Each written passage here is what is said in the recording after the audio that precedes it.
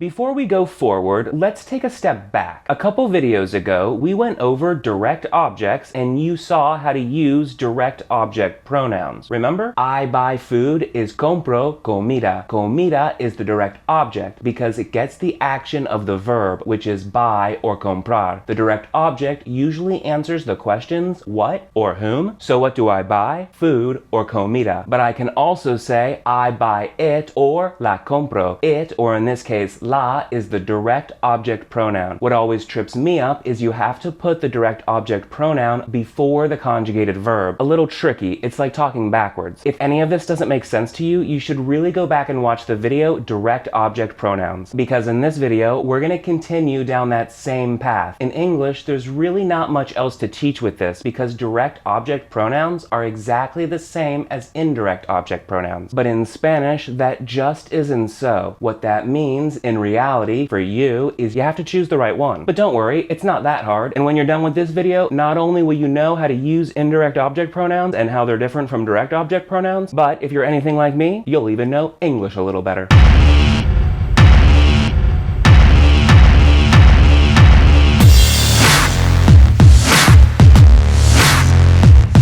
Hola, soy Jordan and this is a Spanish Quickie. Fast, easy Spanish lessons from somebody who speaks your language. At the very beginning of this video, I said direct objects usually answer the questions what or whom. I buy food. What do I buy? Food. Well, indirect objects usually answer the questions to whom or for whom pertaining to the direct object. So I buy you food. For whom do I buy the food? For you. You is the indirect object, and in this case, already an indirect object pronoun. Here's the chart of all the indirect object pronouns in Spanish. Do they look familiar? They should. Except for the third row here, they're exactly the same as the direct object pronouns you already learned. I buy you food would be te compro comida. Notice the placement of te before the conjugated verb. This is just like direct object pronouns. It's tricky, but if you've already practiced, this will be no harder. As always though, it's the third row here that really messes everything up. As you see, it's just plain different. With direct object pronouns, him is masculine and her is feminine. Him is lo and her is la. But with indirect object pronouns, him and her are both le. It works the same on the plural side. So I love him would be lo amo. I love her would be la amo. But I buy him the food would be le compro la comida. And I buy her the food would also be le compro la comida. See how this can get a little confusing? So in Spanish, it's important you can identify the direct object and the indirect object in a sentence because sometimes which pronoun you use will depend on it. Let's practice this in English quickly to get used to it before we see it in Spanish. Manuel tells me a story. A story is the direct object. It answers the question, what? What does Manuel tell? Then me is the indirect object pronoun. It answers the question, to whom? To whom does Manuel tell a story? Here's another one. He sells her the phone. The phone is the direct object. Her is the indirect object pronoun. I bought you a present. A present is the direct object in this one, and you is the indirect object pronoun. Got this? Asking those questions, what or whom, then to whom or for whom, really does work. Now, since indirect objects are basically where the direct object is going, it's safe to say you can't have an indirect object or indirect object pronoun without a direct object. But what about this sentence? He writes me every week. Él me escribe cada semana. To whom does he write? To me. So me is the indirect object pronoun. But what does he write? Every week? That's not right. But there's nothing else, no other words, and you can't have an indirect object without a direct object. What's going on here? He didn't write me literally, like write on me, or maybe trace an outline of me. You have to look into the meaning of the sentence, not just the words. He wrote a letter to me, or a postcard, or maybe a poem. I don't know. The direct object is implied. It exists, it's just implied. Simply talking about this makes it more complicated than it really is. All that's important is you use the correct word at the correct time. Lo, la, los, and las for direct objects, and len, les for indirect objects. But this idea of an implied direct object, this will come into play in the future several times. So it really does help to at least understand the theory. Then just move on. Another example. He tells me. He tells me what? The sentence doesn't say, but you can't tell nothing, so it's something. The answer? A secret? It has to be something. Then to whom does he tell? He tells me. Me is the indirect object pronoun and the direct object is implied. Okay, let's move on. All the examples you've seen so far have involved only one verb. And when there's only one verb, the indirect object pronoun always goes before the verb. verb, just like direct object pronouns. But when there's two verbs in a sentence, also just like direct object pronouns, you can put the indirect object pronoun before the conjugated verb or attach it to the end of the not conjugated verb or the infinitive. So I want to tell you something could be te quiero decir algo, or it can be quiero decirte algo. We haven't talked about that word, but decir can be to say or to tell. Both are very common. That's why you'll often hear the very cute mistake from a Spanish speaker learning English. I want to say you something, or I told to him. Next time you think you sound like a complete idiot when you make a mistake, think about how cute they sound when they make a mistake. You're fine. Just get out there and say stuff. Okay, let's talk redundancy. Often you'll see an indirect object pronoun even when the indirect object is used. That's weird. I thought indirect object pronouns replaced indirect objects. They do, but there are two good reasons to use both at the same time. Number one, clarity. The third person is very ambiguous. Le can mean him, her, or you formal, so it's nice to clarify. Le escribo. That could be I write him, I write her, or I write you formal. To make it very clear to whom I write, I could say le escribo a Manuel or le escribo a él. In both those sentences, le is the indirect object pronoun, but Manuel and a él are the indirect objects basically. So you'll often see both the indirect object and indirect object pronoun used in the third person to avoid ambiguity, to make it very clear what's being done to whom. The second reason you would use both is to add emphasis. This is more of a feeling. Memorize the rule for sure, but once you see it and hear it, and even better, use it a few times, this will really become instinctive. He loves me. Él me ama. But he loves me? Like you're fighting with somebody over who he loves more and you want to emphasize the me? It would be better to say él me ama a mí. The a mí at the end doesn't add any extra meaning. It means to me, and we already know that from the me, but the a mí at the end, it just adds emphasis. I really want to give you an example right now of the most common use of this, but I can't, not yet. You don't know the main words in the sentence, and I don't want to confuse you. So in the next video, we're going to cover something very common, but kind of tricky. Verbs like gustar, which basically work in the exact opposite way as every other verb. I call them selfish verbs. In the meantime, what I want you to do right now is head over to gringoespanol.com/indirect-object-pronoun, download the practice worksheet, and do it. You'll get some practice picking out the direct and indirect objects, then some practice using them. The answer key is also at that link, and that link is also below this video. That's it for this time. I'll see you next time. Hasta luego. Adios, amigo.